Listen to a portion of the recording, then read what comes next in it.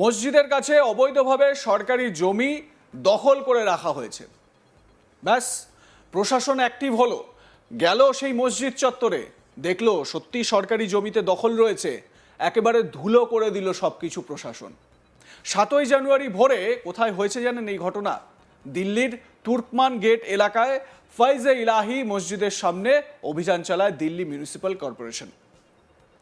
এই অভিযান ঘিরে শুরু হয় তীব্র উত্তেজনা। যোগী রাজ্য উত্তরপ্রদেশের মতো দিল্লিতেও বুলডোজার চালিয়ে অবৈধ নির্মাণ ভাঙার অভিযান শুরু হয়, কিন্তু অভিযান শুরু হতেই ব্যাপক বিক্ষোভের মুখে পড়েন পুলিশ কর্মীরা। দুষ্কৃতীরা ব্যারিকেড ভাঙার চেষ্টা করে এবং পুলিশ কর্মীদের লক্ষ্য করে পাথর ছোড়ে বলে অভিযোগ। কিন্তু এই যেখানে এই বেআইনি জায়গাটা ছিল, সেই জায়গায় যে কি পরিস্থিতি তৈরি হয়, মানে ভাঙচুর করার পর, অভিযান চালানোর পর, সেই ছবিটা একবার আপনাদের প্রথমে দেখাই। একেবারে ধুলো করে দিয়েছে সবকিছু পুলিশ বাহিনী। দেখুন সেই ছবি আগে, তারপর আসছি পরের খবরে।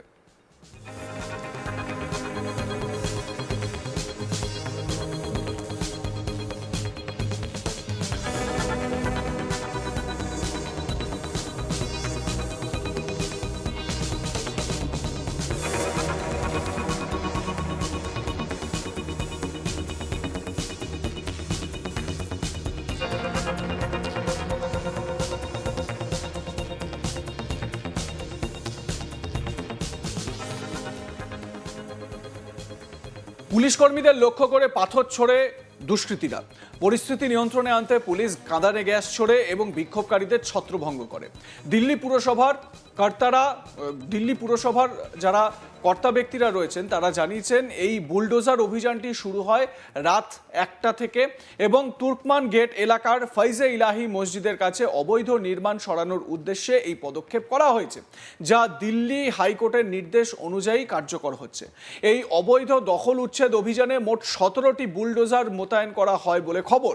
এদিকে মঙ্গলবার 6 জানুয়ারি দিল্লি হাইকোর্ট মসজিদ সঈদ এলাহির পরিচালন কমিটির দায়ের করা একটি আবেদনের উপর নোটিশ জারি করলেও বুলডোজার অভিযান চালু থাকে। এবারে যে মুহূর্তে ছবিটা আপনাদের দেখাচ্ছি, রাতের বেলা, রাত 1টা-2টো হবে সেই সময় পুলিশকে লক্ষ্য করে কিভাবে ইট বৃষ্টি চলছে, দুষ্কৃতীরা কিভাবে পুলিশকে উদ্দেশ্য করে ইট ছুটছে দেখুন। ঠিক যেরকম জম্মু কাশ্মীরে আর্মিকে দেখে স্টোন পেল্টিং হয়, পাথরবাজি হয়, ঠিক সেই রকম পাথরবাজি দেখা যাচ্ছে এখানেও।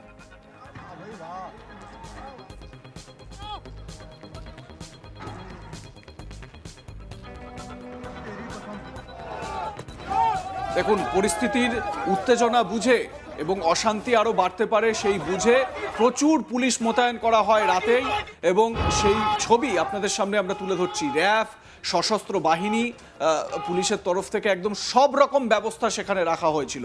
এই এত উত্তেজনা, এত বিবাদ বিরোধ, অশান্তি সত্ত্বেও দিল্লি পুলিশ এই অভিযান সফল করেছে।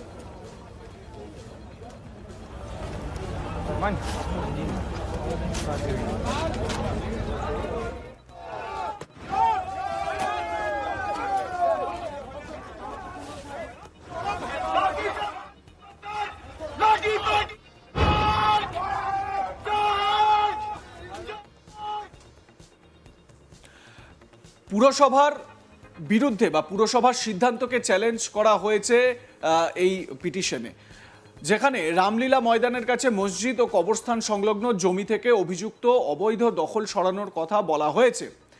বুলডোজার অভিযানের বিরুদ্ধে স্থানীয় বাসিন্দাদের তীব্র প্রতিরোধের মুখে পড়তে হয় পুর কর্তৃপক্ষকে। বহু মানুষ ঘটনাস্থলে জড়ো হয়ে প্রতিবাদ জানান। পরিস্থিতি নিয়ন্ত্রণের বাইরে যাতে না যায় সেজন্য এলাকায় পর্যাপ্ত পুলিশ মোতায়েন করা হয়। সেসব অবৈধ দখল উচ্ছেদ করা হচ্ছে। তার মধ্যে রয়েছে রাস্তার অংশ, ফুটপাত, একটি কমিউনিটি হল, পার্কিং এলাকা এবং একটি বেসরকারি ডায়াগনস্টিক সেন্টার। একবার ভাবুন, মসজিদের গায়ে সরকারি জমিতে এত কিছু নির্মাণ হয়ে গিয়েছে। এ বিষয়ে সেন্ট্রাল রেঞ্জের জয়েন্ট পুলিশ কমিশনার মধুর ভার্মা বলেন, কয়েকজন দুষ্কৃতী পাথর ছুঁড়ে অভিযান ব্যর্থ করার চেষ্টা করেছিল। কোনো উত্তেজনা ছাড়াই পরিস্থিতি নিয়ন্ত্রণে আনা হয়েছে। এলাকাকে 9টি জোনে ভাগ করা হয়। প্রতিটি জোনের দায়িত্বে ছিলেন একজন করে অতিরিক্ত ডেপুটি কমিশনার অফ পুলিশ। সংবেদনশীল সব জায়গায় পর্যাপ্ত বাহিনী মোতায়েন ছিল। পুলিশের এই উচ্চপদস্থ কর্তা আরও জানান, শান্তি বজায় রাখতে এবং কোনো অপ্রীতিকর ঘটনায় এড়াতে অভিযানের আগে স্থানীয়দের সঙ্গে একাধিক সমন্বয় বৈঠক করা হয়েছিল। আগাম প্রতিরোধমূলক ও আস্থা তৈরির পদক্ষেপও নেওয়া হয়। দিল্লি পুরসভার এই সিদ্ধান্ত নেওয়া হয় হাইকোর্টের ডিভিশন বেঞ্চের 12ই নভেম্বর 2025 সালের নির্দেশ অনুযায়ী। ওই নির্দেশে তুর্কমান গেটের কাছে রামলীলা গ্রাউন্ডে প্রায় 38,940 বর্গফুট অবৈধ দখল ও 3 মাসের মধ্যে উচ্ছেদ করতে পুরসভা এবং পূর্ত দপ্তরকে সময় দেওয়া হয়েছিল। এই নির্দেশ দেওয়া হয়েছিল সেভ ইন্ডিয়া ফাউন্ডেশন নামক একটি সংস্থার আবেদনের ভিত্তিতে, যাদের পক্ষে আদালতে সওয়াল করেছিলেন আইনজীবী উমেশ চন্দ্র শর্মা।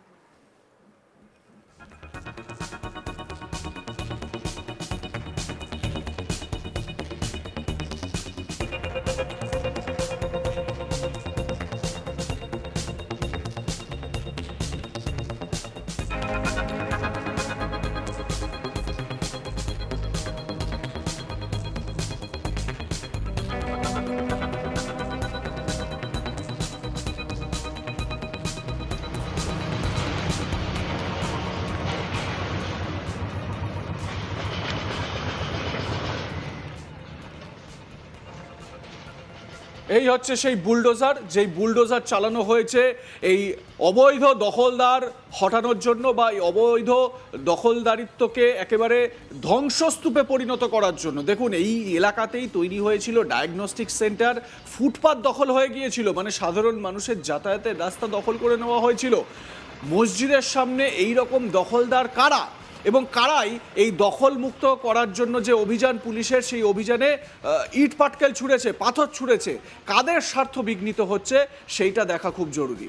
গত 4 জানুয়ারি পুরসভার কর্মীরা দখলকৃত এলাকা চিহ্নিত করতে গেলে স্থানীয়দের প্রতিরোধের মুখে পড়েন।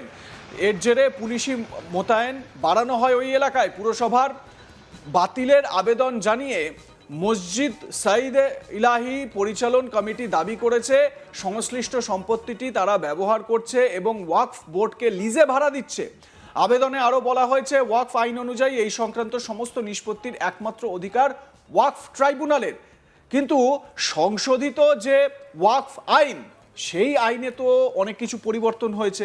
সুতরাং এই সংশোধিত ওয়াকফ আইন কার্যকর হয়ে গিয়েছে। এবারে দিল্লি পুলিশ এবং দিল্লির মিউনিসিপ্যাল কর্পোরেশনের কাছে সেই ক্ষমতা রয়েছে, সরকারি জমি, সেই জমিকে তারা পুনরুদ্ধার করতে পারে। প্রথম কথা হচ্ছে গিয়ে সরকারি জমি, সেই জমিতে অবৈধ নির্মাণ কিভাবে হয়, সেখানে ডায়াগনস্টিক সেন্টার, সেখানে পার্কিং প্লট, এগুলো কি করে তৈরি হয়, পার্কিং এরিয়া, এ সমস্ত কি করে তৈরি হয়, প্রথম কথা। দ্বিতীয় কথা হচ্ছে মসজিদের সামনে এগুলো কি করে করা যায়, কারা এর সঙ্গে যুক্ত। তৃতীয় কথা হচ্ছে যে জায়গা আপনার নিজেরই নয়, যে জায়গা সরকারি জমি, সেই সরকারি জমিতে সেই জমিটিকে কিভাবে ওয়াকফ বোর্ডকে লিজে দেওয়া যায়। এবার যদি ওয়াকফ বোর্ডকে 100 বছরের জন্য লিজে দেওয়া হয় এবং সেই জমি কয়েক বছর পর ওয়াকফ বোর্ড আগের নিয়ম অনুযায়ী যদি দাবি করে এই জায়গা ওয়াকফ বোর্ডের আন্ডারে, তখন কি হবে? মানে সরকারি জমি পুরো গপ হয়ে গেল। আপনাদের মতামতকে এ বিষয়ে জানাতে ভুলবেন না। দেখতে থাকুন আজ তাক বাংলা, সাবস্ক্রাইব করুন আমাদের ইউটিউব চ্যানেলটি, বেল আইকন প্রেস করুন নোটিফিকেশন পেতে।